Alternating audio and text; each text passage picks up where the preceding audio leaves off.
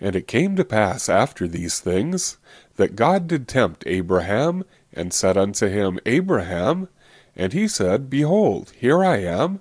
And he said, Take now thy son, thine only son, Isaac, whom thou lovest, and get thee into the land of Moriah, and offer him there for a burnt offering upon one of the mountains which I will tell thee of.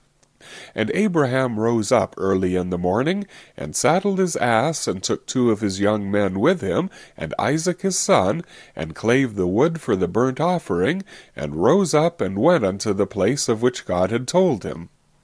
Then on the 3rd day Abraham lifted up his eyes, and saw the place afar off. And Abraham said unto his young men, Abide ye here with the ass, and I and the lad will go yonder and worship, and come again to you.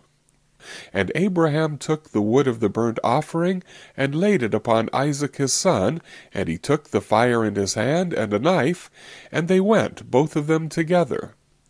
And Isaac spake unto Abraham his father, and said, My father. And he said, Here am I, my son. And he said, Behold the fire and the wood, but where is the lamb for a burnt offering? And Abraham said, My son, God will provide himself a lamb for a burnt offering. So they went, both of them together. And they came to the place which God had told him of, and Abraham built an altar there, and laid the wood in order, and bound Isaac his son, and laid him on the altar upon the wood.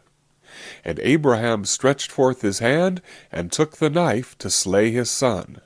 And the angel of the Lord called unto him out of heaven, and said, Abraham, Abraham. And he said, Here am I.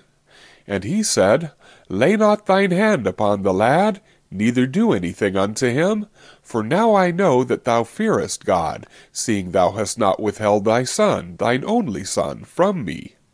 And Abraham lifted up his eyes and looked, and behold, behind him a ram caught in a thicket by his horns. And Abraham went and took the ram, and offered him up for a burnt offering in the stead of his son. And Abraham called the name of that place Jehovah-Jireh, as it is said to this day, In the mount of the Lord it shall be seen.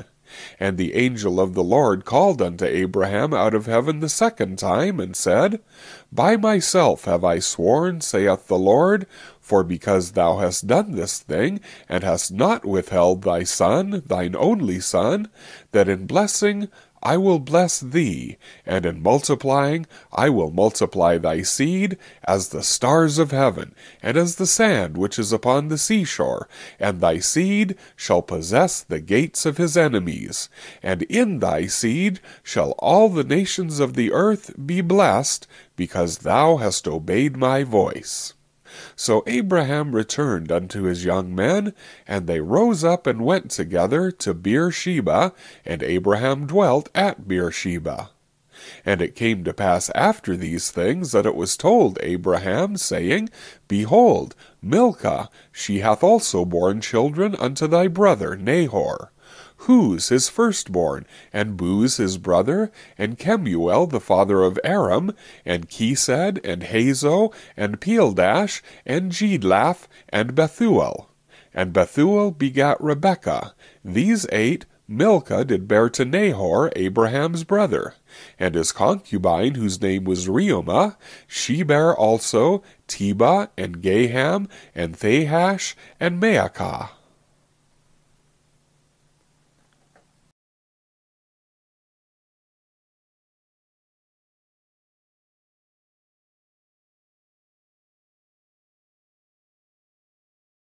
And Sarah was 127 years old.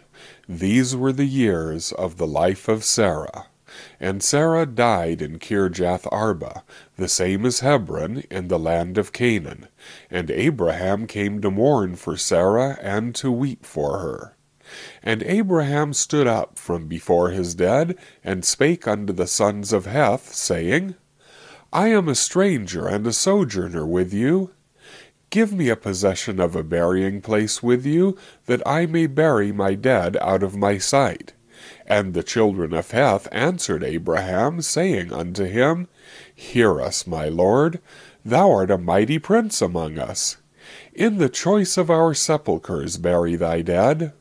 None of us shall withhold from thee his sepulchre, but that thou mayest bury thy dead. And Abraham stood up, and bowed himself to the people of the land, even to the children of Heth, and he communed with them, saying, If it be in your mind that I should bury my dead out of my sight, hear me, and entreat for me Ephron the son of Zohar, that he may give me the cave of Machpelah, which he hath, which is in the end of his field, for as much money as it is worth, he shall give it me, for a possession of a burying place amongst you. And Ephron dwelt among the children of Heth, and Ephron the Hittite answered Abraham in the audience of the children of Heth, even of all that went in at the gate of his city, saying, Nay, my lord, hear me. The field give I thee, and the cave that is therein, I give it thee. In the presence of the sons of my people give I it thee. Bury thy dead. And Abraham bowed down himself before the people of the land. And he spake unto Ephron in the audience of the people of the land, saying, But if thou wilt give it, I pray thee, hear me. I will give thee money for the field. Take it of me, and I will bury my dead there. And Ephron answered Abraham, saying unto him, My lord, hearken unto me. The land is worth 400 shekels of silver. What is that betwixt me and thee? Bury therefore thy dead. And Abraham hearkened unto Ephron. And Abraham weighed to Ephron the silver which he had named in the audience of the sons of Heth, 400 shekels of silver, current money with the merchant. And the field of Ephron, which was in Machpelah, which was before Mamre, the field, and the cave which was therein, and all the trees that were in the field, that were in all the borders round about, were made sure unto Abraham for a possession in the presence of the children of Heth, before all that went in at the gate of his city. And after this, Abraham buried Sarah his wife in the cave of the field of Machpelah before Mamre, the same as Hebron, in the land of Canaan. And the field and the cave that is therein were made sure unto Abraham for a possession of a burying place by the sons of Heth.